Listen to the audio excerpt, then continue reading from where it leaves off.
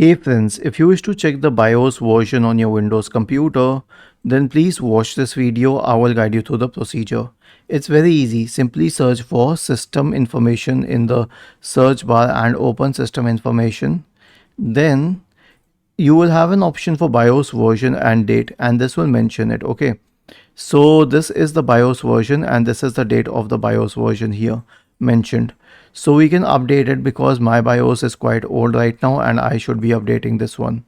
And other than this, you can also update the BIOS version by checking it online. So search for your company name and then the word drivers. Okay, it will take you to the download center of your brand. Like I use an ASUS system, you may have another system, so you will have to go to its website. The procedure is exactly the same. Type the model number, click on this one, select drivers and tools, click on BIOS and firmware.